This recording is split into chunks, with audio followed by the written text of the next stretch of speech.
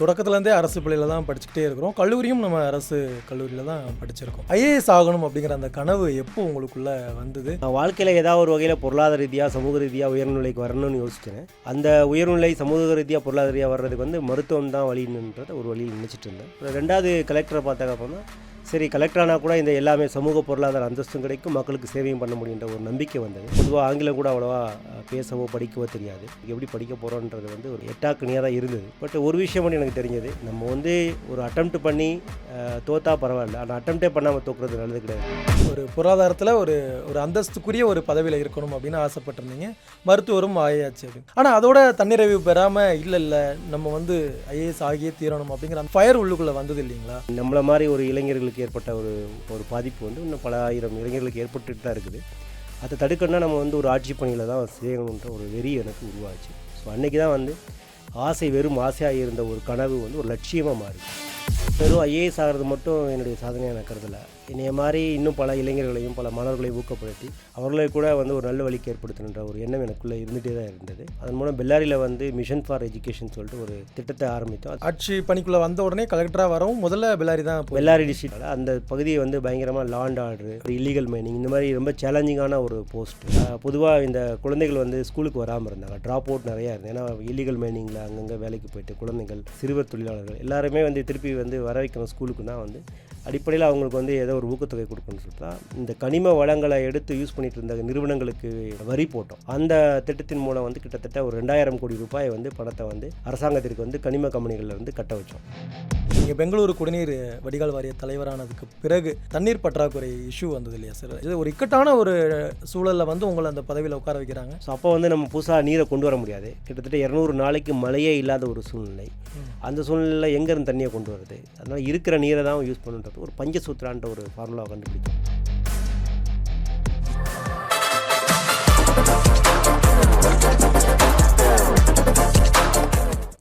வணக்கம் சார். வணக்கம். எப்படி இருக்கீங்க சார்? நல்லா இருக்கிறேன். அதாவது ஒரு மகிழ்வும் பெருமித உணர்வோடும் இந்த இடத்துல உட்காந்துட்ருக்கேன் சார். என்னென்னா, தமிழ்நாட்டுடைய ராஜபாளையத்தில் இருக்கக்கூடிய ஒரு சிறிய கிராமம் வடகரை.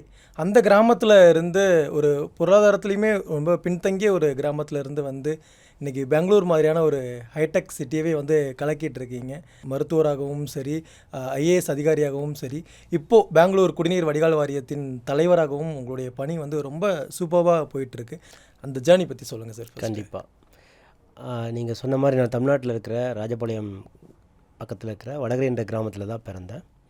அங்கே பிறந்தபோது எங்களுடைய அப்பா அம்மா 2 பேருமே ஒரு நடுத்தரத்துக்கும் கீழே கம்மியான ஒரு குடும்பத்தில் தான் நாங்கள் பிறந்து வளர்ந்தது. அதுக்கப்புறம் அங்கே இருக்கிற ஆரம்ப பள்ளிகளில் தான் படித்தேன். வடகரை ஆரம்பப்பள்ளி, வெம்பக்கோட்டை ஆரம்பப்பள்ளி, ஆலங்குளம் மேல்நிலைப்பள்ளி, இந்த மாதிரி எல்லாமே கவர்மெண்ட் ஸ்கூலில் தான் படிச்சுட்டு அப்புறமா கூட government veterinary college, Madras veterinary காலேஜில் யூஜி படித்தேன். அதுக்கப்புறம் இந்தியன் இன்டர்நேஷனல் இன்ஸ்டியூட்டில் நேஷனல் லெவலில் இருக்கிற இன்ஸ்டியூட்டில் பிஜி ஜாயின் பண்ணேன். அது முடிச்சுட்டு தான் ஐஏஎஸ் எக்ஸாமுக்காக தயார் பண்ணும்போது நிறையா கஷ்டங்கள், தோல்விகள், அவமானங்கள் எல்லாத்தையும் சந்தித்து கடைசியில் ஒரு கடவுளுடைய அருளால் இன்றைக்கி ஐஏஎஸ் அதிகாரியாக இந்த வேலைக்கு சேர்ந்து கடந்த 15 வருடங்களாக கர்நாடகா மாநிலத்தில் வேறு பொறுப்புகளில் பணியாற்றிட்டு இப்போ தற்போது பெங்களூரு குடிநீர் வடிகால் வாரியத்துடைய தலைவராக செயல்பட்டுருக்கிறேன். சார், அரசு பள்ளியில் தொடக்கத்துலேருந்தே அரசு பள்ளியில் தான் படிச்சுக்கிட்டே இருக்கிறோம். கல்லூரியும் நம்ம அரசு கல்லூரியில் தான் படிச்சிருக்கோம். ஐஏஎஸ் ஆகணும் அப்படிங்கிற அந்த கனவு எப்போ உங்களுக்குள்ளே வந்தது? பொதுவாகவே ஊர்கள், அதுவும் கிராமப்புறங்களில் எடுத்தோடனே சொல்லுவாங்க, என் பிள்ளையை கலெக்டராக்கி காட்டணும், ஒரு கவர்னர் மாதிரி அவன் வாழணும் அப்படின்னா ஒரு பேச்சுக்கு சொல்லுவாங்க இல்லையா? முதல்ல எல்லோரும் வாயிலையும் வர்றது ஒரு டாக்டர் ஆகணும், கலெக்டர் ஆகணும் அப்படிங்கிறது தான். ஆனால் அது நாளடைவில் போக போக நம்ம இந்த மாதிரியான ஒரு பகுதியில் இருக்கோம், அரசு பள்ளியில் படிச்சுட்டு இருக்கோம், ஐஏஎஸ் ஆகணும் அப்படிங்கிற அந்த கனவுலாம் நமக்கு பலிக்குமா அப்படிங்கிற அந்த ஒரு கேள்வி இருக்கும் இல்லையா? அதையும் தாண்டி அந்த ஐஏஎஸ் ஆகணும் அப்படிங்கிற அந்த கனவு உங்களுக்குள்ளே எப்போ சார் உண்டாச்சு? நான் முதல்ல படிக்க ஆரம்பிக்கும் போது 12th வரைக்கும் நான் ஸ்கூலில் ஃபஸ்ட் மார்க் எடுக்கணும் அப்படின்ற ஒரு பெரிய லட்சியத்தோடு தான் இருந்தேன். பட் என்னால் ஸ்கூலில் ஃபஸ்ட் மார்க் எடுக்க முடியல. அப்புறம் 12th படிக்கும்போது கூட எப்படியாவது டாக்டர் ஆகிடணும், ஏன்னா டாக்டர் தான் அந்த நம்ம சமுதாயத்தில் ஒரு பெரிய அளவில் பேசப்பட்ட ஒரு விஷயமா இருந்தது. டாக்டராக நினச்சி கஷ்டப்பட்டு படித்தேன். கடைசியில் என்னால் ஒரு சிறு இடைவெளினால் டாக்டர் கிடைக்காம தனியார் கல்லூரியில் மருத்துவக் கல்லூரி கிடைத்தால் கூட என்னால் சேர்றதுக்கு அப்போதைக்கு பண வசதி இல்லை. அதனால் அரசு கல்லூரியில் கால்நடை மருத்துவக் கல்லூரியில் ஜாயின் பண்ணுறதுக்கு வாய்ப்பு கிடைச்சது. அந்த கால்நடை மருத்துவக் கல்லூரி வாய்ப்பு கிடைச்சதுக்கப்புறம் ஒரு நாள் எனக்கு இந்த ஸ்கூலில் பள்ளியில் முதல் 2வது மதிப்பெண் எடுத்த மாணவர்களுக்கு வந்து பரிசு கொடுக்கறதுக்காக ஒரு விழா ஏற்பாடு பண்ணியிருந்தாங்க. அந்த விழாவுக்கு போனப்போ தான் அந்த விழாவுக்கு வந்து விருதுநகர் மாவட்டத்துடைய ஆட்சித்தலைவராக இருந்தவர் வந்து நமக்கு வந்திருந்தாப்புல. அவர் வந்தப்போ வந்து அவருக்கு வந்து கொடுக்கப்பட்ட ஒரு மரியாதையும் ஒரு சமூக அந்தஸ்தும் வந்து பார்க்கும்போது எனக்கும் கூட நம்ம ஏன் வந்து ஒரு கலெக்டராக கூட அந்த ஒரு ஆர்வம் அன்றைக்கி தான் வர ஆரம்பிச்சது. அப்படி அந்த ஸ்கூல் ஈவெண்ட்டு முடிஞ்சிட்டு அவர் எனக்கு பரிசு கொடுக்கும்போது நீ என்னவாக போகிறேன்னு கேட்டார். என்னுடைய எதேச்சியாகவே நானும் உங்களை மாதிரி கலெக்டர் ஆகணும்னு சொல்லி நான் சொல்லிட்டேன். அதுக்கப்புறம் எப்படி சொன்னேன்னு தெரில. அந்த உந்து சக்தி திரும்பி காலேஜில் ஜாயின் பண்ணதுக்கப்புறம் அங்கே இருக்கிற எங்கள் காலேஜ் சீனியர்ஸோட ஏற்பட்ட பழக்கங்களை பார்த்தா அங்கேயுமே நிறைய பேர் சிவில் சர்வீஸ்க்கு எக்ஸாமுக்கு ட்ரை பண்ணிட்டு இருந்தாங்க, ஐஏஎஸ் எக்ஸாமுக்கு. அவங்களோட சேர்கிற ஒரு வாய்ப்புகளை ஏற்படுத்திக்கிட்டு அப்படியே கொஞ்சம் கொஞ்சமாக படித்து இன்றைக்கி வந்து ஐஏஎஸ் அதிகாரி. ஆனால் அந்த நிகழ்வுக்கு முன்பு வர கலெக்டர் ஆகணும், ஐஏஎஸ் படிக்கணும் அப்படிங்கிற அந்த ஒரு எண்ணம் இல்லை. நான் வாழ்க்கையில் ஏதாவது ஒரு வகையில் பொருளாதார ரீதியாக சமூக ரீதியாக உயர்நிலைக்கு வரணும்னு யோசிச்சேன். அந்த உயர்நிலை சமூக ரீதியாக பொருளாதார ரீதியாக வர்றதுக்கு வந்து மருத்துவம் தான் வழின்றதை ஒரு வழியில் நினச்சிட்டு இருந்தேன். ப்ளஸ் மருத்துவம் மூலம் மக்களுக்கும் சேவை பண்ணலான்னு நினச்சிட்டு இருந்தேன். அப்புறம் 2வது கலெக்டரை பார்த்தாக்கப்புறம் தான் சரி கலெக்டரானால் கூட இந்த எல்லாமே சமூக பொருளாதார அந்தஸ்தும் கிடைக்கும், மக்களுக்கு சேவையும் பண்ண முடியுன்ற ஒரு நம்பிக்கை வந்தது. அதன் மூலம் வந்து சரி கலெக்டர் நம்ம ஆகிறதுக்கு ட்ரை பண்ணலான்னு சொல்லி முயற்சி பண்ண ஆரம்பித்தேன். முயற்சி பண்ண ஆரம்பிக்கும்போது எனக்கு பொதுவாக ஆங்கிலம் கூட அவ்வளோவா பேசவோ படிக்கவோ தெரியாது. ஒரு சாதாரண ஹிந்தி பேப்பர் படிக்கிறதுக்கு கூட ஒரு பக்கம் படிக்கிறதுக்கு வந்து கிட்டத்தட்ட 1 மணி நேரம் வரைக்கும் எடுக்க ஆரம்பிச்சிட்டு இருந்தேன். ஸோ அப்போ படிக்க ஆரம்பிக்கும் முதல்ல ஆரம்பத்தில் மலைப்பாக தான் இருந்தது. நம்ம எப்படி இந்த ஒரு பெரிய ஐஏஎஸ் அதிகாரி ஆகிறதுக்கு எவ்வளவோ படிக்க வேண்டியிருக்கு, எப்படி படிக்க போகிறோன்றது வந்து ஒரு பெரிய எட்டாக்கணியாக தான் இருந்தது. பட் ஒரு விஷயம் மட்டும் எனக்கு தெரிஞ்சது, நம்ம வந்து ஒரு அட்டெம்ப்ட் பண்ணி தோற்றா பரவாயில்ல, ஆனால் அட்டெம்ப்டே பண்ணாமல் தோக்குறது நல்லது கிடையாதுன்னு சொல்லிட்டு கொஞ்சம் கொஞ்சமாக படிக்க ஆரம்பித்தேன். ஸோ டெய்லி ஆனால் கன்சிஸ்டண்ட்டாக படிக்க ஆரம்பித்தேன். எப்பப்பெல்லாம் கல்லூரியில் படிக்கிற இடைவெளி கிடைக்கிது, சாப்பிட்ற டைமு இல்லை அங்கே எப்பப்பெல்லாம் வந்து வாத்தியார் வரல, அந்த சமயத்தில் நமக்கு டைம் கிடைக்கும் போதெல்லாம் கூட நூலகத்துக்கு சென்று படிக்க ஆரம்பித்தேன். அப்படி படிக்க ஆரம்பிக்க ஆட்டோமேட்டிக்காக அவங்களுக்கு கான்ஃபிடன்ஸ் லெவல் இன்க்ரீஸ் ஆச்சு. இருந்தாலும் ஃபஸ்ட் அட்டெம்ப்ட் கொடுக்குற வரைக்கும் நம்மளால் முடியுன்ற ஒரு ஆணித்தரமான ஒரு நம்பிக்கை வரல. ஃபஸ்ட் அட்டெம்ப்ட் கொடுத்து அந்த இன்டர்வியூ போனதுக்கப்புறம் சரி கண்டிப்பாக நம்மளாலே முடியுன்ற ஒரு நம்பிக்கை எனக்கு வர ஆரம்பிச்சது. இப்போது கால்நடை மருத்துவராக பணியாற்றிக்கிட்டு இருந்தீங்க, பரமக்குடி பக்கத்தில் தானே சார்? பரமக்குடி பக்கத்தில் கமுதக்குடின்ற கிராமத்தில் கமுதக்குடி வெட்டினரி டாக்டராக கவர்மெண்ட் வெட்டினரி டாக்டராக வேலைக்கு ஜாயின் பண்ணேன். ஸோ இப்போ நீங்கள் முன்பு சொன்ன மாதிரி ஒரு பொருளாதாரத்தில் ஒரு அந்தஸ்துக்குரிய ஒரு பதவியில் இருக்கணும் அப்படின்னு ஆசைப்பட்டிருந்தீங்க, மருத்துவரும் ஆயாச்சு அப்படின்னு. ஆனால் அதோட தன்னிறைவு பெறாமல் இல்லை நம்ம வந்து ஐஏஎஸ் ஆகியே தீரணும் அப்படிங்கிற அந்த ஒரு ஃபயர் உள்ளுக்குள்ளே வந்தது இல்லைங்களா? அப்போது வந்து நீங்கள் எடுத்த முதல் ஸ்டெப் என்ன சார்? ஏன்னா ஒரு பக்கம் மருத்துவ பணி தொடர்ந்துட்டுருக்கு, இன்னொரு பக்கம் நம்ம இதோட இன்பிட்வீன் கேப்பில் வந்து நம்ம ஐஏஎஸ்க்கும் நம்ம தயாராகணும் அப்படிங்கும்போது நீங்கள் எடுத்த முதல் ஸ்டெப்? நான் ஏற்கனவே சொன்ன மாதிரி நான் 12th படிச்சுட்டு அந்த பரிசு விழாவில் எனக்கு வந்து விதை தூவப்பட்டால் கூட அது எப்போ வந்து ஒரு விருட்சமாக மாற ஆரம்பிச்சதுன்னா, நான் காலேஜில் 3வது வருஷம் படிக்கும்போது யங் சயின்டிஸ்ட் ஃபெலோஷிப்புக்கு நான் செலக்ட் ஆகியிருந்தேன். அந்த செலக்ட் ஆனது போது எனக்கு வந்து ஆல்மோஸ்ட் ஃபெலோஷிப்பு கொடுக்கறதுக்கு எல்லாமே அப்ரூவல் ஆகி மெரிட்டில் வந்து கிடச்சிருச்சு. யங் சயின்டிஸ்ட் ஃபெலோஷிப் ப்ரோக்ராம் சொல்லிட்டு வாஜ்பாய் அவருடைய கவர்மெண்ட் வந்து ஒரு ப்ரோக்ராம் அப்போ தான் ஆரம்பித்தாங்க. 2000 வருஷத்தில் ஆரம்பித்தாங்க. அந்த 2000 வருஷத்தில் எழுதும்போது அது வந்து ஆல் ஓவர் இந்தியாவில் வந்து ஒரு 10 மாணவர்களுக்கு மட்டும் இந்திய அளவில் வந்து இளமைஞானிக்கான ஊக்கத்தொகை கொடுக்கறதுக்காக ஒரு காம்படிஷன் இருந்தது. அதில் ப்ராஜெக்ட் பண்ணி ரிப்போர்ட் பண்ணி கிட்டத்தட்ட 1 வருஷமாக கஷ்டப்பட்டு அப்புறமா வந்து இன்டர்வியூ அட்டன் பண்ணி கடைசியில் வந்து கிடச்சிருச்சு. கிடைச்சதுக்கப்புறம் என்னென்னா எங்கள் காலேஜில் வந்து ஒரு ஸ்ட்ரைக் வந்ததுனால வந்து எனக்கு வந்து அந்த எலிஜிபிலிட்டி இல்லைன்னு சொல்லி என்னை வந்து செலக்ட் பண்ணதுக்கப்புறம் வந்து எனக்கு வந்து பணம் மட்டும் கொடுக்க முடியாது, நீங்கள் வந்து வேணால் ஃபெசிலிட்டிஸ் யூஸ் பண்ணிக்கலான்ற மாதிரி ஃபெலோஷிப் கொடுக்க முடியாது. ஏன்னா இந்த குவாலிஃபிகேஷன் உங்கள் காலேஜ் ஸ்ட்ரைக் பண்ணிட்டதுனால அதனால் நீங்கள் வந்து வெறும் ஃபெசிலிட்டிஸ் யூஸ் பண்ணிவிட்டு நீங்கள் ரிசர்ச்சை கன்டினியூ பண்ணுங்கன்னு சொன்னாங்க. அப்போ வந்து ஒரு ஏழை மாணவனாக வந்து நம்மளால் கண்டிப்பாக வந்து பணம் இல்லாமல் பெரிய அளவில் வந்து ரிசர்ச் பண்ண முடியாது அப்படின்ற ஒரு நம்பிக்கை என்ன ஏற்பட்டது. அன்றைக்கி அழுதுகிட்டே உட்காந்துட்டு இருந்தபோது அன்றைக்கி தான் வந்து என்னுடைய நண்பன் வந்து என்னை தேட்டுறான், கவலைப்படாது, நீ இந்தளவுக்கு வந்து ஒரு கிராமத்தில் இப்போ வந்து இந்திய அளவில் இருக்கிற ஒரு 10 இளவிஞ்ஞானிகளில் ஒருத்தரை நீ தேர்ந்தெடுக்கப்பட்டிருக்க ஒரு பெரிய சாதனை தான். இது ஒரு அங்கீகாரமாக எடுத்துக்க, அதனால் சோர்வுடைய வேண்டாம், நீ தொடர்ந்து வந்து முயற்சி பண்ணு சொன்னாப்புல. அப்போ தான் யோசித்தேன், திருப்பி ஏற்கனவே சிவில் சர்வீஸ் படிக்கிற எண்ணம் இருந்ததுனால இனிமேல் நம்மளை மாதிரி ஒரு இளைஞர்களுக்கு ஏற்பட்ட ஒரு தோல்வி வந்து இப்போ ஒரு பாதிப்பு வந்து இன்னும் பல ஆயிரம் இளைஞர்களுக்கு ஏற்பட்டுட்டு தான் இருக்குது. அதை தடுக்கணும்னா நம்ம வந்து ஒரு ஆட்சி பணியில் தான் செய்யணுன்ற ஒரு வெறி எனக்கு உருவாச்சு. ஸோ அன்றைக்கி தான் வந்து வெறும் ஆசையாக இருந்த ஒரு கனவு வந்து ஒரு லட்சியமாக மாறுச்சு. ஸோ என்றைக்கு வந்து நமக்காக பண்ணுற ஒரு விஷயம் வெறும் கனவாக தான் இருக்கும், மற்றவங்களுக்காக பண்ணுற விஷயம் வந்து லட்சியமாக மாறும். ஸோ அந்த வகையில் நான் வந்து இது ஒரு லட்சிய வெறியாக மாறினால எனக்கு எந்த பொறுப்பு வந்தால் கூட நம்ம கடைசி குறிக்கோள் என்னன்றது எனக்கு வந்து தெளிவு இருந்ததுனால தொடர்ந்து பல தோல்விகளை தாண்டி வெற்றி பெற ஒரு வாய்ப்பாக இருந்தது. முதல் அட்டெம்ப்ட் எப்படி சார் இருந்தது?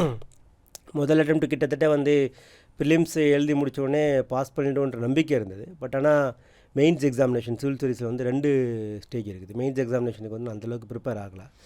ஏன்னா நமக்கு பாஸ் ஆகுமான்ற எண்ணமே நமக்கு கரெக்டாக தெளிவாக தெரியாதனால மெயின்ஸ் வந்தால் பார்த்துக்கலான்ற ஒரு ஐடியாவில் தான் இருந்தேன். அதனால் மெயின்ஸ் வந்தப்போ வந்து விருப்ப பாடம் எது எடுக்கணும்னு கூட ஒரு முடிவு பண்ணாத ஒரு நிலையில் வந்து எழுத ஆரம்பித்தேன். பட் தமிழ் விருப்ப பாடம் எடுத்துட்டேன். அதோடு சேர்ந்து ஜுவாலஜி விருப்ப பாடம் எடுத்துகிட்டு எழுத ஆரம்பித்த போது எனக்கு மெயின்ஸையும் கஷ்டப்பட்டு எழுதினேன். ஒரு 2-3 மந்த்ஸ் வந்து கஷ்டப்பட்டு இண்டிவிஜுவலாக போய் உட்காந்து படித்து எழுதினேன். அதுலேயுமே வந்து வெற்றி அடைஞ்சிட்டேன். ஸோ வெற்றி அடைஞ்சு இன்டர்வியூக்கு போனோன்னே தான் தெரிஞ்சது, நம்மளால் வந்து இன்டர்வியூ வரைக்கும் வர முடியும் அப்படி ஒரு நம்பிக்கை வந்தது. இன்டர்வியூவில் போனோடனே கிடச்சிருன்ற அளவு தான் நினச்சேன். பட் கடைசி பாயிண்ட்டில் வந்து எனக்கு ஒரு 17 மார்க் கம்மியாக இருந்தனால எனக்கு அந்த அட்டெம்ப்ட்டில் வந்து எனக்கு சர்வீஸ் கிடைக்கல. அதுக்கப்புறம் நம்ம சரி இந்த வரைக்கும் ஃபஸ்ட் அட்டெம்ப்ட்லேயே இன்டர்வியூ வரைக்கும் வந்துட்டோம்ல, கண்டிப்பாக இன்னும் அடுத்தடுத்து ஜெயிச்சிடலாம் நினச்சேன். பட் நான் நினச்சது ஒன்று, நடந்தது ஒன்று. கண்டிப்பாக வந்து அது நிறையா எஃபோர்ட்டும் நிறையா உழைப்பும் கொடுக்க வேண்டியது இருந்தது, நிறையா தோல்விகளை சந்திக்க வேண்டியது. இதெல்லாம் தாண்டி தான் கடைசியில் வெற்றி அடைய முடிந்தது. ஃபஸ்ட் அட்டெம்ப்டே வந்து இன்டர்வியூ வர போயிட்டீங்க அப்படிங்கும்போது அது ஒரு பெரிய ஒரு ஊக்கம் கொடுத்துருக்கும்ல. நம்மளால் இவ்வளோ தூரம் வர முடிஞ்சிருச்சு அப்படிங்கும்போது அது கொடுத்த அந்த ஹைப் வந்து அடுத்தடுத்து உங்களை எந்த அளவுக்கு சார் பூஸ்டப் பண்ணுச்சு? இல்லை, ஃபஸ்ட் அட்டெம்ப்ட்டில் இன்டர்வியூ போனது நமக்கு கண்டிப்பாக வந்து வெற்றி அடைய வேண்டிய ஒரு நம்பிக்கையை கொடுத்தது. ஆனால் அது சில சமயத்தில் அது வந்து என்ன ஆகுதுன்னா, அவங்களுக்கு திருப்பி அதே மெத்தடாலஜி நம்ம பண்ணும்போது ஏதோ ஒரு சின்ன சரிக்குகள் ஏற்படும், திரும்பி நம்ம தோல்வி அடைஞ்சிருவோம். ஏன்னா அது திரும்பி சரி பண்ணுறதுக்கு திரும்பி என்ன தப்பு பண்ணுன்ற கண்டுபிடிச்சி திரும்பி சரி பண்ணணும். இந்த சிவில் சர்வீஸ் எக்ஸாமே வந்து ஒரு பரமபதம் ஆட்ட மாதிரி தான். சில சமயம் மேலே ஏறுவோம், சில சமயம் கீழே வருவோம். ஆனால் கடைசியில் வந்து நம்ம குறிக்கோள் கரெக்டாக இருந்தேன்னா எப்போ வேணால் மேலே அடைய முடியும். அது மாதிரி ஒவ்வொரு அட்டெம்ப்ட்டில் பண்ணும்போதும் கூட நம்ம என்ன தவறு பண்ணோம், எதனால் மார்க் கம்மியாச்சு, எதனால் நம்மளால் செலக்ட் ஆக முடியலன்றதை நம்ம மறு ஆராய்வு செஞ்சு அதை சரி பண்ணிக்கிட்டே போனோன்னா கண்டிப்பாக வெற்றி அடைய முடியும். நான் அதை தான் பண்ணேன், அதனால் வெற்றி அடைந்தது. எத்தனை அட்டெம்ப்ட் சார் நீங்கள் எடுத்து? மொத்தம் வந்து ஒரு 5 அட்டெம்ப்ட் அடித்தேன். 5 அட்டெம்ப்ட்டில் வந்து ஃபஸ்ட் அட்டெம்ப்ட் வந்து இன்டர்வியூ வரைக்கும் போனேன். 2வது அட்டெம்ப்ட் வந்து எனக்கு வந்து எழுதுனதுக்கப்புறம் மெயின்ஸ் கிளியர் ஆகலை. 3வது அட்டெம்ப்ட்டில் திரும்பி எழுதினேன், இன்டர்வியூ போனேன், அப்பயும் கிளியர் ஆகலை. 4வது அட்டெம்ப்ட்டில் வந்து எழுதினா ஐபிஎஸ் சர்வீஸ் வந்தது. 5வது அட்டெம்ப்ட்டில் தான் வந்து ஐஏஎஸ் வந்தது. இதுக்கு நடுவில் 3வது அட்டெம்ப்ட் எழுதுனதில் வந்து ஒரு சுப்ரீம் கோர்ட்டை ஒரு கேஸ் போட்டு அந்த ஓபிசி கேட்டகரிக்கு வந்து மெரிட் படி கொடுக்க வேண்டிய ஒரு தரப்பட்டி படி கொடுக்கலன்றதை எதிர்த்து வந்து ஒரு 10-15 கேண்டிடேட்ஸ் வந்து கேஸ் போட்டிருந்தோம். அதில் கூட எனக்கு வந்து ஐஆர்எஸ் வந்து ஒதுக்கப்பட்டது. இந்த வகையில் வந்து ஒரு வெற்றி வர்றதுக்கு வந்து பல முறை முயற்சி பண்ணால் கூட கடைசியில் வெற்றி அடைய முடியும். குறிப்பாக நீங்கள் வந்து தன்னம்பிக்கையும் தைரியத்தையும் கைவிட்டுறாமல் முயற்சி பண்ணால் கண்டிப்பாக வெற்றி அடைய முடியும். சார் ஐஆர்எஸ் கிடச்சிது, அப்புறம் ஐபிஎஸும் கிடச்சிது. நொய்டாவில் ஒர்க் பண்ணிகிட்டு இருந்தீங்க இல்லையா? ஆமாம்.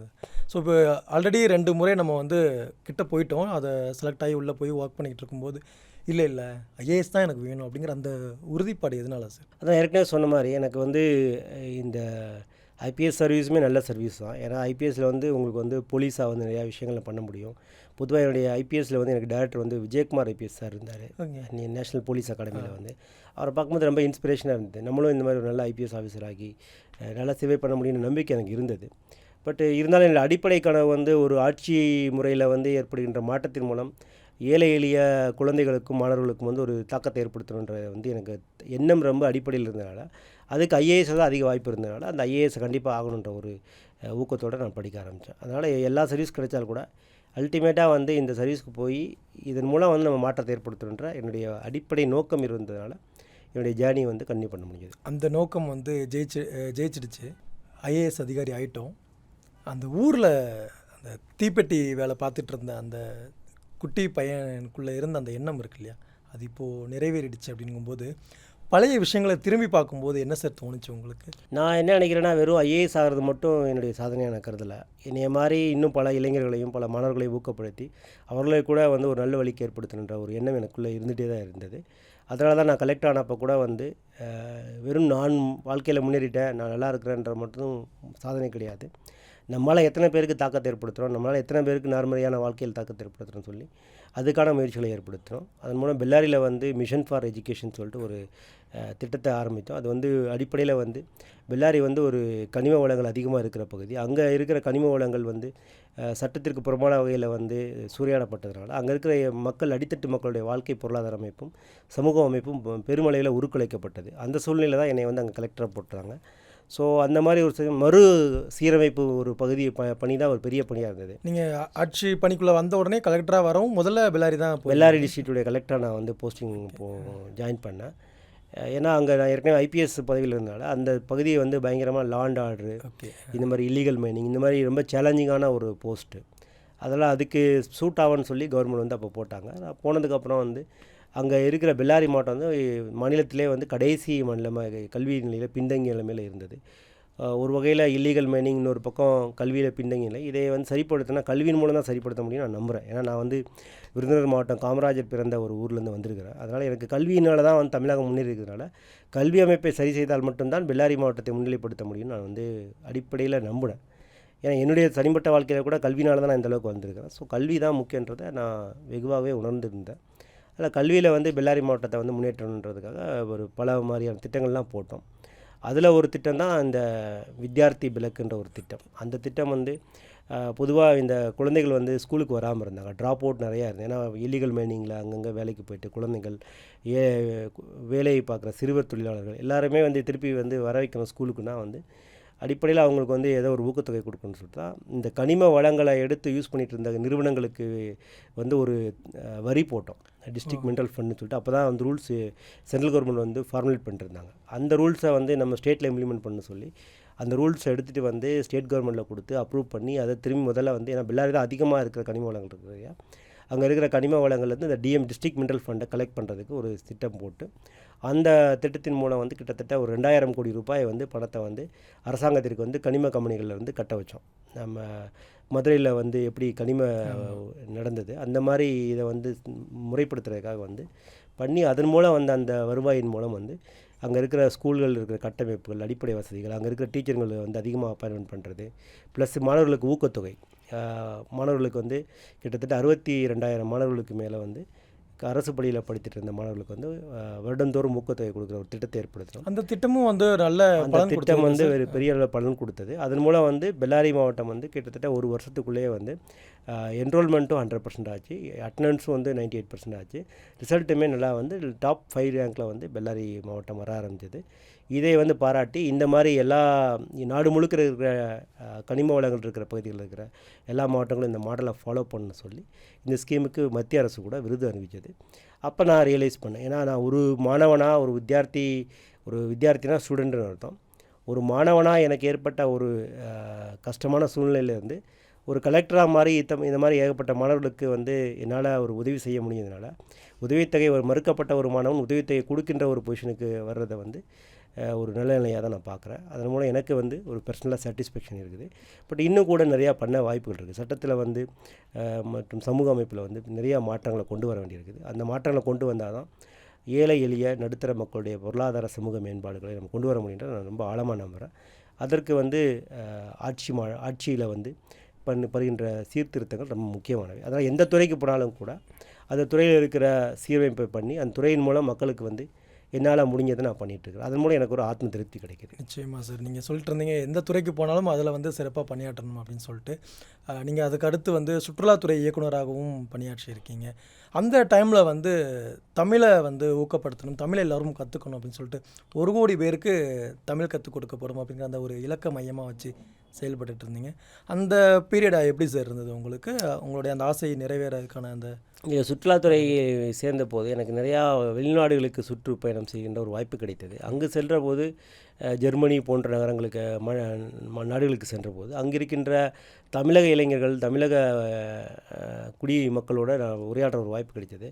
அங்கே இருக்கிறவங்களுக்கு தமிழ் கற்றுக்கிறது ஆர்வம் வந்து இருக்கிறத வந்து உணர்ந்துக்கிட்டேன். ஸோ இப்படி உலகம் முழுக்க இருக்கிற தமிழர்களுடைய தமிழ் ஆர்வத்தையும் தமிழ் படிக்க வேண்டும் என்ற ஆர்வத்தையும் வந்து நம்ம ஊக்குவிக்கணும்னா இணையத்தின் மூலம் பண்ணுற ஒரு முடிவுக்கு வந்தோம். அதன் மூலம் வந்து இங்கே கர்நாடகாவில் இருக்கிற தமிழ் பத்திரிகையாளர்கள் சங்கம் அவங்களோட இணைந்து நிறையா தமிழ் புத்தக திருவிழாவை நடத்த ஆரம்பித்தோம். முதல் தமிழ் புத்தக திருவிழாவையும் நடத்த ஆரம்பித்து இப்போ கடந்த 3 வருடங்களாக ரொம்ப வெற்றிகரமாக நம்ம நடத்திட்டுருக்குறோம். அதுக்கப்புறம் வந்து தமிழை வந்து இணையம் மூலமாக கற்றுக் கொடுக்கறதுக்கான ஒரு திட்டத்திற்கு கூட ஊக்கம் கொடுத்துட்டு வரோம். இது அல்லாமல் வந்து இன்னும் வந்து நிறையா செயல் திட்டங்களை செயல்படுத்துறதுக்கு இருக்கிறோம். இதன் மூலம் கண்டிப்பாக வந்து நிறையா நாடுகளில் இருக்கிற தமிழ் குடிமக்களுக்கு வந்து தமிழை கொண்டு சேர்க்கணும். ஏன்னா தமிழ் வந்து வெறும் பேச்சு மொழியாக இருந்தால் கூடிய விரைவிலே வந்து அதோடைய காலப்போக்கில் வந்து அது மாறுபட்ட வாய்ப்பு இருக்குது. அதனால் வந்து எழுத்து மொழியும் பேச்சு மொழியும் ஒன்றாக வளர்க்க வேண்டும், இலக்கியத்தையும் வளர்க்க வேண்டும். அப்போது தான் தமிழர்களுடைய பாரம்பரிய கலாச்சாரமும் பண்பாடும் எப்போதும் நிலைத்து நிற்கும் என்பதில் நான் ஆழமாக நம்புகிறேன். அந்த வகையிலே இந்த முயற்சியை எனது எனது ரெகுலர் என்ன டியூட்டி இருக்குது, அதை விட்டுட்டு எக்ஸ்ட்ரா தான் நான் பண்ணிகிட்ருக்குறோம். ஸோ இது வந்து எனக்கு வந்து ஒரு வகையில் வந்து ஒரு தமிழ் மாணவனாக பிறந்து இந்த அளவுக்கு பண்ணுறது வந்து ஒரு சேவையாக தான் நான் கருதுறேன். இது ஏதோ நான் ஒரு பெரிய இதாக பண்ணல, என்னுடைய சேவை, நான் என்னுடைய கடமையாக கருதுறேன் இதை வந்து. நிச்சயமாக சார். தொடர்ந்து எந்த துறையில் இருந்தாலும் அதில் வந்து நம்மளை வந்து முழு மன நிறைவோடு நம்ம வேலை செய்யணும். அங்கேருந்து அதன் மூலமாக மக்களுக்கு என்ன பண்ணலாம் அப்படிங்கிற மாதிரியான விஷயங்கள்லாம் தொடர்ந்து நல்லா அருமையாக பண்ணிக்கிட்டு இருக்கீங்க. ஆனால் ஒட்டுமொத்த சர்வதேச நாடுகளும் வந்து திரும்பி பார்த்தது ஒரே ஒரு விஷயம் என்னென்னா, நீங்கள் பெங்களூரு குடிநீர் வடிகால் வாரிய தலைவரானதுக்கு பிறகு அந்த அந்த தண்ணீர் பற்றாக்குறை இஷ்யூ வந்தது இல்லையா சார், 23, 24 டைமில். ஸோ அந்த இஷ்யூ தான் வந்து உங்களை வந்து யார் இவர் அப்படின்னு திரும்பி பார்க்க வச்சது. அதை பற்றி கொஞ்சம் ஷேர் பண்ணுங்கள் சார். ஏன்னா ஒரு பக்கம் பார்லிமெண்ட் எலெக்ஷனுக்கான அந்த பரபரப்பு போய்கிட்டு இருக்கு, இன்னொரு பக்கம் கிட்டத்தட்ட 80% அளவு வந்து தண்ணீர் பற்றாக்குறை இருந்தது. எப்படி சார் இதை ஹேண்டில் பண்ண முடிஞ்சது? ஒரு இக்கட்டான ஒரு சூழலில் வந்து உங்களை அந்த பதவியில் உட்கார வைக்கிறாங்க. உங்களுடைய எண்ணம் முதல்ல என்னவாக இருந்தது சார்? முதல்ல வந்து இந்த பெங்களூரு குடிநீர் வடிகால் வாரியத்திற்கு தலைவராக நியமித்த பொழுது அங்கே பிரச்சனை வரப்போகுது, ஆல்ரெடி ஆரம்பிச்சிருச்சு அப்படின்னு சொல்லி தான் வந்து என்னை வந்து போஸ்டிங் போட்டாங்க. அதுக்கப்புறம் வந்து கஷ்டத்தில் வந்து நிறையா நாள் ஒர்க் பண்ணி எனக்கு அந்த அனுபவம் இருந்தது. இந்த மாதிரி சேலஞ்சிங்கான சுச்சுவேஷனில் ஏற்கனவே சொன்ன மாதிரி பெல்லாரி மாவட்ட கலெக்டரும் வந்து சேலஞ்சிங்கான சுச்சுவேஷனில் தான் எனக்கு போஸ்டிங் போட்டாங்க. அது மாதிரி பெங்களூரு குடிநீர் பிரச்சனையை வந்து சேலஞ்சிங்கான சுச்சுவேஷனில் போட்டாங்க. சுற்றுலாத்துறை டைரக்டருமே வந்து G20 மாநாட்டு நடத்தணும் அப்படின்ற ஒரு சேலஞ்சிங்கான சுச்சுவேஷனில் தான் வந்து எனக்கு அந்த போஸ்டிங் போட்டாங்க. இந்த மாதிரி எப்போயுமே வந்து சேலஞ்சில் வந்து ஒர்க் பண்ணி எனக்கு வந்து ஒரு பழக்கம் இருந்தது. ஏன்னா வாழ்க்கையிலே நான் எதிர்நீச்சல் போட்டு வந்தவன். அதனால் வந்து எனக்கு இந்த மாதிரி சூழ்நிலைகள் வந்து கையாளுறதுக்கு மனப்பக்கமும் கடவுளுடைய ஆசீர்வாதம் எப்போவுமே இருக்குது நான் நம்புகிறேன். ஸோ அப்படி வந்தபோது இந்த பெங்களூரில் வந்து கிட்டத்தட்ட 1,40,00,000 பேர் வாசிக்கிறாங்க. அங்கே இருக்கிற மக்களுக்கு தேவையான நீர் என்ன இருக்குது, அது வந்து கெப்பாசிட்டியே கம்மியாக இருந்தது முக்கியமாக வந்து. ஏன்னா இருக்கிற கெப்பாசிட்டி வந்து நமக்கு 2200 MLD தேவைப்பட்டது, வெறும் 1500 MLD தான் நம்மகிட்ட இருந்தது. கிட்டத்தட்ட 700 MLD வந்து குறைபாடு சிஸ்டத்தில் ஏற்கனவே இருந்தது.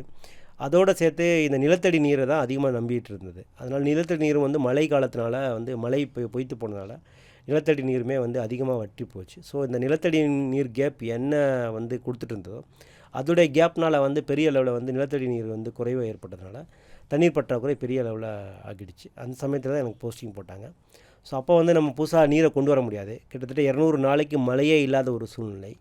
அந்த சூழ்நிலையில் எங்கேருந்து தண்ணியை கொண்டு வரது? திரும்பி உடனடியாக காவேரியில் தண்ணியை கொண்டு வரவும் முடியாது. ஏன்னா பைப் போட்டு கொண்டு வரதுக்கே கிட்டத்தட்ட பல வருடங்கள் ஆக வேண்டிய ஒரு சூழ்நிலை இருந்தது. அதனால் இருக்கிற நீரை தான் யூஸ் பண்ணுன்றது ஒரு பஞ்சசூத்திரான்ற ஒரு ஃபார்முலாவை கண்டுபிடிச்சோம். எப்போயும் இந்த மாதிரி கஷ்டமான சூழ்நிலை வரும்போது நம்ம வந்து ஒரு ஃப்ரேம் ஒர்க் ஆஃப் சொல்யூஷன்ஸ் கொடுக்கணும். அப்போ தான் வந்து நமக்கு ஒரு கிளாரிட்டி வரும், என்ன மாதிரி பண்ணணுன்ற ஒரு ஐடியா வரும். அப்படின்றப்ப நான் ஒரு ஃப்ரேம் ஒர்க் கொடுக்க என்ன சொல்யூஷன் என்னன்றது எல்லாருக்கும் கம்யூனிகேட் பண்ணால் அதுக்கு ஒரு ஃபார்முலா கொடுக்கணுன்றது பஞ்சசூத்திரான ஒரு ஃபார்முலாவை அனௌன்ஸ் பண்ணோம். பஞ்சசூத்திரானா ஒன்றும் இல்லை, அது வந்து முதல்ல வந்து இருக்கிற நீரை வந்து சிக்கனமாக உபயோகிக்கணும். அதுக்கு என்ன பண்ணலான்னா எங்கெங்கெல்லாம் தண்ணி வேஸ்ட் ஆகுதுன்னு சொல்லி அந்த வேஸ்டேஜை கண்ட்ரோல் பண்ணுறதுக்கு சில மெஷர்ஸ் எடுத்தோம். ரெண்டாவது வந்து இந்த சுத்திகரிக்கப்பட்ட நீர், அந்த நம்ம என்ன கழிவு நீர்னு சொல்லி விடுறோம் அது திரும்பி ரீசைக்கிள் பண்ணுறதுக்கு இருக்கிற டெக்னாலஜி இதை வந்து டெவலப் பண்ணி அதை வந்து அதிகமாக ரீசைக்கிள் யூஸ் பண்ணணும்னு சொல்லிட்டு அதுவும் கொண்டு வந்து முயற்சி பண்ணோம். மூன்றாவது வந்து நிலத்தடி நீர் எங்கெங்கெல்லாம் வந்து ஆல்ரெடி இருக்குதோ அந்த நீரை வந்து கரெக்டான அளவில் யூஸ் பண்ணுறதுக்காக அந்த IoT சென்சாரை யூஸ் பண்ணி அந்த திட்டத்தையும் வந்து செயல்படுத்தணும். நான்காவதாக வந்து நம்ம மழை வந்து ஒரு வேளை வந்துருச்சுன்னா அதை நம்ம அதை விட்டுறக்கூடாது அந்த வாய்ப்புன்றதுக்காக மழைநீர் சேகரிப்பு திட்டத்தையும் அதிகப்படுத்த வச்சோம். அஞ்சாவதாக வந்து இந்த மாதிரி எல்லாத்தையுமே நம்ம நீரை நோக்கி நம்ம செயல்படணுன்றதை வந்து மக்களுக்கு அவேர்னஸ் க்ரியேட் பண்ணுறதுக்காக கம்யூனிட்டி அவேர்னஸ் 5th சூத்திரமாக நம்ம வச்சுருந்தோம். இந்த 5 சூத்திரங்களையும் வச்சுட்டு எல்லா மக்களையும் வெறும் நானும் மட்டும் செயல்படலை. எங்களுடைய ஆர்கனைசேஷனில் கிட்டத்தட்ட 5000 பேர் எம்ப்ளாயீஸ் ஒர்க் பண்ணுறாங்க. கிட்டத்தட்ட 200-300 ஆஃபீஸர்ஸ் இருக்கிறாங்க. இவங்க எல்லாருக்குமே இந்த மெசேஜை கம்யூனிகேட் பண்ணணும். இந்த மெசேஜை கம்யூனிகேட் பண்ணி அவங்க மூலமாக நம்ம செயல்பட ஆரம்பித்தோம். அதை பார்த்த உடனே சுற்றி இருக்கிற சமுதாயத்தில் இருக்கிற எல்லா அசோசியேஷன்ஸு எல்லாருமே வந்து நமக்கு வந்து ஒத்துழைப்பு கொடுத்தாங்க. இந்த மாதிரி எல்லாரையும் சேர்ந்து பொதுவாக நம்ம பண்ணும்போது தான் ஒரு விஷயத்துக்கு வந்து பெரிய வெற்றி அடையும். அந்த பொதுவாக கிரைசிஸ் வந்தாலே வந்து டீம் ஒர்க் நல்லா பண்ணணும். நம்ம வந்து வெறும் நம்ம மட்டும் தான் நம்ம ஹீரோ ஆகிறது முக்கியம் கிடையாது. டீம் ஒர்க் நல்லா பண்ணோன்னா கண்டிப்பாக வந்து வெற்றி அடைய முடியும். இந்த வெற்றி வந்து என்னுடைய டீமுடைய வெற்றியாக தான் நான் கருதுகிறேன். இப்போ இந்த 5 அம்ச திட்டத்தில் வந்து மிகப்பெரிய சவாலாக நீங்கள் எதை சார் பார்த்தீங்க? இதை எப்படி நம்ம இம்ப்ளிமெண்ட் பண்ண போகிறோம், இது எப்படி மக்களை போய் கரெக்டாக ரீச் ஆக போகுது அப்படிங்கிற அந்த ஒரு விஷயம் இருக்கும்ல, இது சரியாக போய் மக்கள் அக்செப்ட் பண்ணிப்பாங்களா, மக்கள் ரெடியாக இருக்காங்களா ஃபஸ்ட்டு இதை அக்செப்ட் பண்ணிக்க அப்படிங்கிற? பொதுவாக கிரைசிஸில் வந்து மக்கள் வந்து யாராவது நம்மளை கை தூக்கி விட மாட்டாங்களான்னு எதிர்பார்ப்பில் தான் இருப்பாங்க. அந்த சமயத்தில் அவங்களுக்கு தேவையானது வந்து ஒரு முக்கியமானது நம்பிக்கை, ஹோப்பு தான் தேவை. ஏன்னா கஷ்டத்துக்கு ஒரு தனி மனிதராக இருக்கட்டும், கஷ்டத்துக்கு இருக்கிற சமுதாயமாக இருக்கட்டும், அவங்களுக்கு வந்து இந்த பிரச்சனையை சால்வ் பண்ண முடியுன்ற ஒரு நம்பிக்கையை நம்ம கொடுக்கணும். அந்த வகையில் அந்த நம்பிக்கையை கொடுக்குற ஒரு விஷயங்கள் நாங்கள் வந்து தொடர்ந்து பண்ண ஆரம்பித்தோம். அது சின்ன சின்ன விஷயங்களாக இருக்கட்டும். ஒரு உதாரணமாக வந்து காருங்களை வந்து கழுவுற போது ஏழை மக்களுக்கு வந்து தண்ணி குடிக்கவே இல்லாத போது ஒரு பணக்கார சமுதாயத்தில் வந்து இந்த மாதிரி கார்களை வந்து குடிக்கிற தண்ணியை வச்சு கழுவுறதை வந்து நான் வந்து ஒரு சமுதாய அவலமாக தான் பார்த்தேன். அதனால் உடனடியாக வந்து சட்டத்தில் இருக்கிற ப்ரொவிஷன்ஸை பார்த்துட்டு அதன் மூலம் அவங்களுக்கு பெனால்ட்டி போட ஆரம்பித்தோம். கிட்டத்தட்ட 412 பேருக்கு பெனால்ட்டி போட ஆரம்பித்தோம். அப்படி பெனால்ட்டி போட்ட உடனே ஆட்டோமேட்டிக்காக மக்களுக்கு மெசேஜ் போயிடுச்சு. So government is serious about the crisis and we are trying to put the foot down.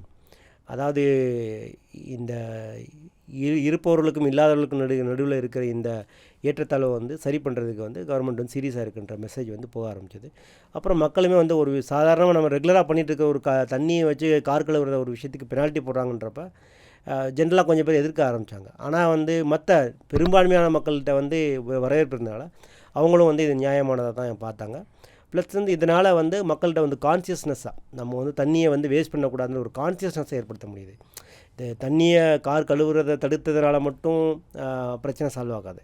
இந்த மாதிரி தண்ணியை வேஸ்ட் பண்ணக்கூடாதுன்ற கான்சியஸ்னஸ் வந்து மக்களுக்கு வரும். பொதுவாக வந்து சின்ன குழந்தைங்க தப்பு பண்ணும்போது அப்பா அம்மா செல்லமாக அடிப்பாங்க. அது எதுக்குன்னா வந்து அவனுக்கு கான்சியஸ்னஸ் உருவாக்கணும். நீ பண்ணுறது தப்புடா, இது பண்ணக்கூடாதுன்னு சொல்கிறதுக்கு வந்து ஒரு திருத்தர ஒரு வழியாக தான் நாங்கள் பார்த்தோம். அந்த வகையில் இது வந்து ஒரு பெரிய அளவில் வாட்டர் சேவிங் கான்சியஸ்னஸ் உருவாச்சு.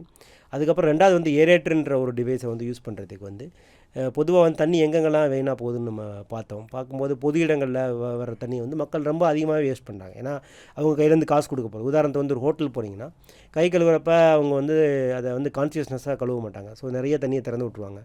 ஹோட்டல்காரருக்கு தான் அந்த பிரச்சனை தெரியும். ஆனால் ஹோட்டலில் வந்து சாப்பிட்றவங்களும் அந்த பிரச்சனை தான். ஆனால் பொது இடங்களில் எங்கெங்கெல்லாம் தண்ணி யூஸ் பண்ணுறாங்க எல்லா இடத்துலையுமே ஏரேட்டர் யூஸ் பண்ணணும்னு சொல்லி ஒரு ரூல்ஸ் போட்டோம். அதை பண்ணால் கூட 5,000 rupees பெனால்ட்டி போட்டோம். இந்த மாதிரி பெனால்ட்டி போட்டோம்னா 10 லட்சம் ஏரேட்டரை வந்து நம்ம வந்து வித்தின் வீக்ஸ் டைமில் வந்து இது என்டையர் பெங்களூரில் வந்து ஃபிட் பண்ண முடியுது. இதன் மூலம் கிட்டத்தட்ட 5 கோடி லிட்டர் ஒரு நாளைக்கு சேவ் பண்ண முடியுது. ஒரு சின்ன மெஷர்ஸ்னால இவ்வளோ பெரிய சேவிங்ஸை நம்ம கொடுக்க முடியும். அதனால் இதை அக்ரெசிவாக நாங்கள் பண்ண ஆரம்பித்தோம். இதெல்லாம் பார்த்துட்டு தான் வந்து இந்த எல்லா 5 சூத்திரங்களுமே வந்து ஐநா அமைப்பு வந்து அங்கீகரித்து இது வந்து இந்த மாதிரி வளரும் நாடுகளில் ஏற்படுகின்ற நகர்ப்புறங்களில் ஏற்படுகின்ற நீர் மேலாண்மையில் வந்து ஒரு மாதிரியாக வந்து இதை வந்து கருதி எங்களுக்கு வந்து அந்த ரெகக்னிஷன் கொடுத்துருக்குறாங்க. சார் நீங்கள் சொன்ன அந்த ஏரேட்டர் இருக்கு இல்லையா, அதை வந்து இன்றைக்கி காலையில் கூட நாங்கள் இங்கே இருக்கக்கூடிய ஒரு ஹோட்டலில் பார்த்தோம். ரொம்ப அழகாக அதை வந்து கையாண்டுட்டு இருக்காங்க. அதில் பக்கத்துலேயே வந்து வாட்டர் மேனேஜ்மெண்ட்டோடைய அந்த ஒரு போஸ்டரும் ஒன்று நம்மளால் பார்க்க முடிஞ்சுது. Save water save the world அப்படின்னு சொல்லிட்டு ஒரு விஷயத்தை வந்து நம்ம கொண்டு வர்றது பெருசு இல்லை, ஒரு திட்டத்தை நம்ம அறிவிக்கிறது. ஆனால் அது கடைக்கூடி மக்கள் கிட்ட வர கொண்டு போய் சேர்த்துருக்கோமா அப்படிங்கிறதான் இங்கே ஒரு பெரிய விஷயமா இருக்குது. நீங்கள் சொன்ன மாதிரி அந்த விஷயத்தில் வந்து அரசு தீர்க்கமாக இருக்குது. இதை வந்து மக்கள்கிட்ட இம்ப்ளிமெண்ட் பண்ணுறதுல ரொம்ப உறுதியாக இருக்காங்க அப்படிங்கிறது, அந்த சீரியஸ்னஸை மக்கள்கிட்ட கடத்துறது ரொம்ப பெரிய விஷயம் சார். ஏன்னா நிறைய திட்டங்கள் நம்ம பார்த்துட்டே இருக்கோம். அது வந்து நிறைய விஷயங்கள் வந்து கிடப்பில் தான் இருக்குது.